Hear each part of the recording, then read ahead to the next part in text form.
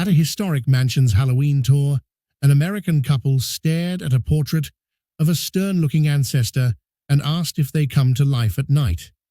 The tour guide paused and explained it was just a painting. The man frowned and said, "No haunted spirits."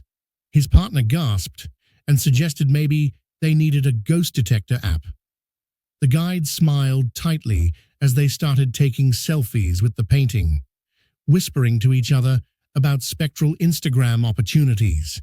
At a pumpkin patch, an American tourist picked up a giant pumpkin and asked if they eat it or if it's just for show. The farmer explained it could be carved or cooked. The tourist frowned, holding it like a football, and asked if they really have to carve the food before eating it. Nearby kids were already running around with smaller pumpkins, and the tourist left carrying their oversized pumpkin like a trophy, muttering about future pumpkin stew. In a suburban neighborhood, an American parent handed out candy and wondered why kids knock on doors for sugar. When a child asked for a Snickers, the parent said they don't earn it by doing chores. The child frowned, clearly judging their life choices. The parent then spent 5 minutes explaining to neighbors that Halloween should have a point system for candy acquisition. At a local haunted house, an American visitor tiptoed past a fake zombie and asked if the actor was real. The actor roared as planned, and the visitor jumped back, knocking over a table of fake severed limbs. The manager reassured them it was all staged, but the visitor spent the rest of the tour flinching at every prop, taking notes on how to improve interactive scares at home. At a Halloween fair, an American wore a vampire costume and asked if they need to bite someone to get into character. The vendor explained it was just for fun. The visitor frowned and asked if there's no blood. Their friends nodded solemnly, like agreeing to a failed business plan. By the end of the day, they were wandering around awkwardly, asking random kids if they wanted to role-play vampire negotiations.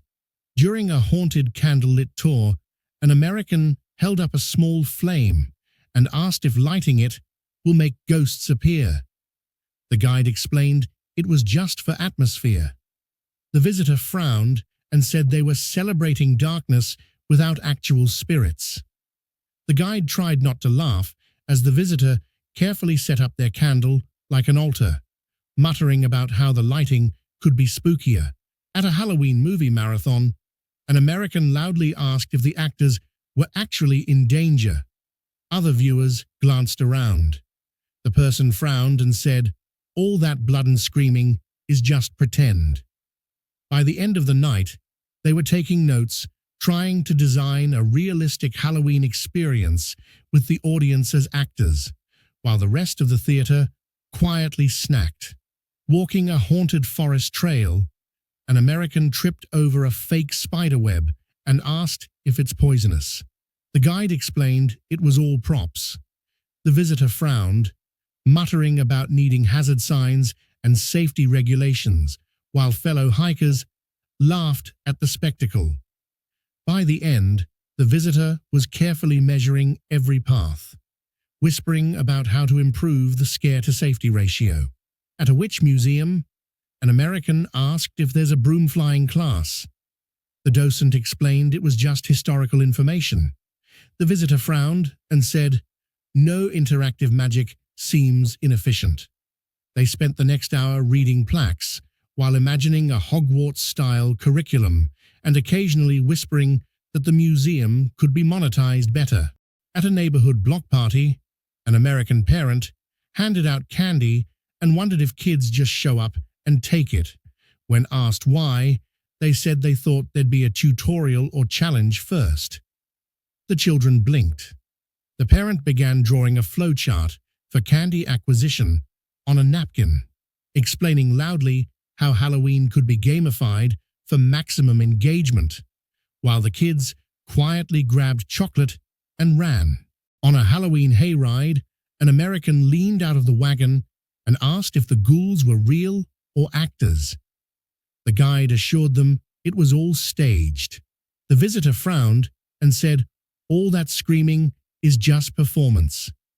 By the end, they were furiously taking notes and sketching out diagrams for a haunted hayride business in their backyard, explaining to their confused friends how to optimize fear per square foot.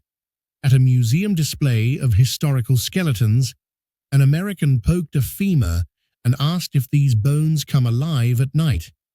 The curator explained number. The visitor blinked and asked if there are midnight skeleton dance-offs.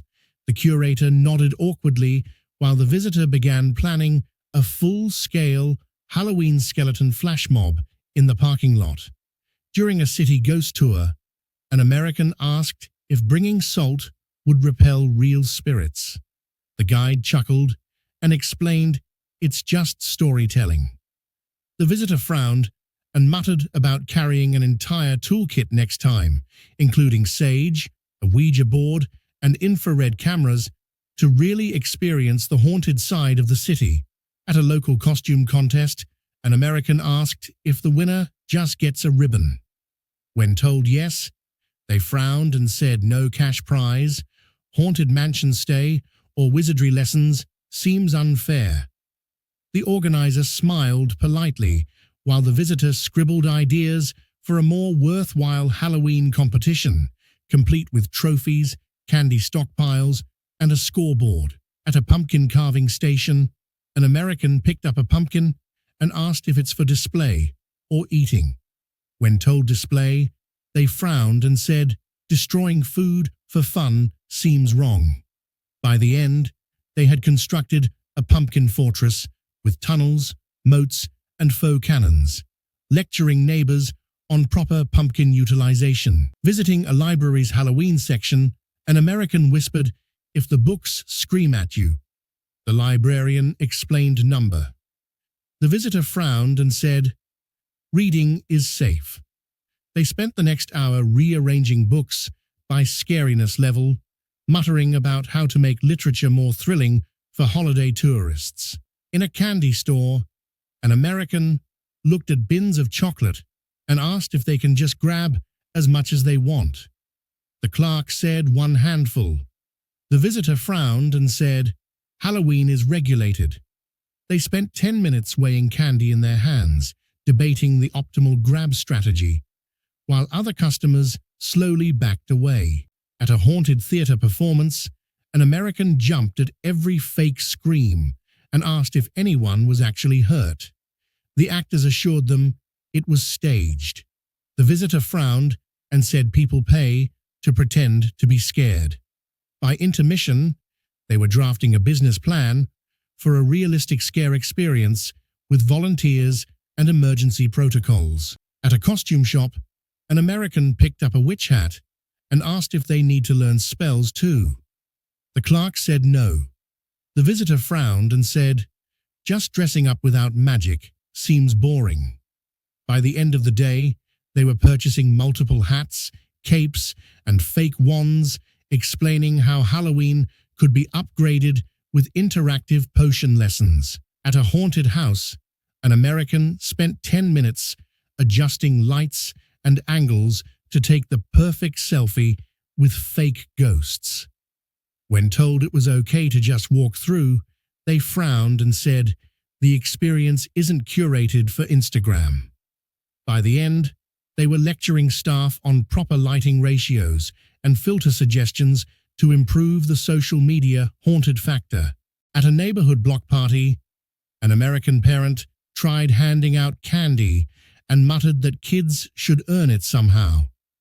When a child grabbed a chocolate bar, the parent frowned and suggested setting up obstacle courses or trivia challenges. The kids quietly ignored them and ran off with candy anyway. At a Halloween fair, an American saw a magician performing tricks and asked if the rabbits are real witches in disguise. The magician laughed and said no. The visitor frowned and said, "Magic seems inefficient without actual witches." By the end, they were taking notes for their own interactive magic show with instructions for kids to participate in real spells. On a haunted trail, an American kept asking if the fog is toxic. The guide explained, "It's just water-based smoke." The visitor frowned and said the entire trail should have hazard signs. Other hikers laughed as the visitor measured every step for maximum safety while maintaining fear levels. During a pumpkin festival, an American asked if the pumpkins could be used as catapults. The farmers explained, "They're just for decoration." The visitor frowned and began sketching plans for pumpkin siege machines, muttering about turning the festival into an extreme Halloween engineering challenge. At a historic house tour, an American asked if the wax figures can bite. The guide said no. The visitor frowned and said, "This is disappointing for interactive scares." They spent the rest of the tour imagining a haunted wax museum with motion sensors, trapdoors, and shock zones for tourists. At a haunted corn maze, an American kept shouting that the scare actors are too slow and should be faster. The staff explained the pace is intentional. The visitor frowned and suggested installing timed scare zones with leaderboards, claiming it would optimize adrenaline output for every participant. At a Halloween market, an American tried negotiating candy prices as if it were a bazaar. The vendors explained the treats are set price. The visitor frowned and said, "This is inefficient for candy acquisition." By the end, they were drafting charts comparing sugar-to-cost ratios for optimal Halloween strategy. During a spooky storytelling session, an American interrupted repeatedly, asking if the ghosts in the stories are real. The narrator explained, "It's all fiction." The visitor frowned and said storytelling seems ineffective without actual paranormal events.